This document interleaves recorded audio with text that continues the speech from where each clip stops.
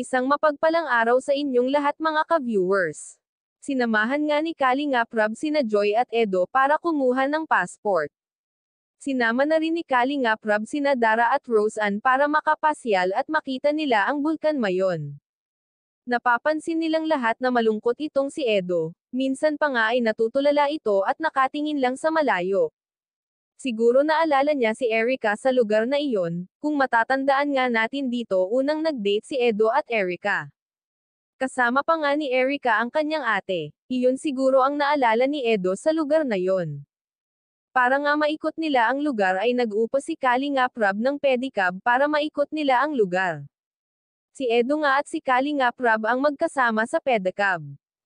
Makailang ulit ngang sumimplang itong si Edo at muntikan ng matemba. Nag-alala si Kalingap Rab kay Edo at nagsabi pa ito kung okay lang si Edo. Sinabi ni Edo na tabingi daw ang manibela ng pedicab.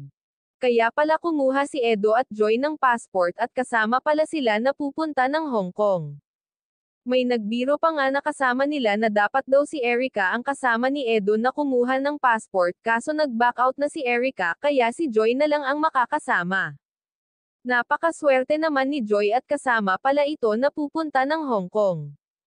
Kaya makikita mo sa mukha ni Joy na masaya ito sa pagkuha ng kanyang passport pagkatapos nilang namasyal ay kumain naman sila sa restaurant ipapatikim kasi ni Kalingap Rab sa tatlo ang ice cream na maanghang. Paborito kasi ni Kalingap Rab yun at iyon talaga ang binabalikan niya doon, hindi nga kinaya ni Dara ang anghang kaya binigay niya ang kalahati kay Roseanne. Bago tayo magtapos huwag natin kalimutan suportahan ang ama ng Kalingap na si Val Santos Matubang at si Kalingap Rab. Hanggang dito na lang ang update ko mga ka-viewers. Paki-subscribe naman ng aking YouTube channel. Maraming salamat at God bless sa inyong lahat.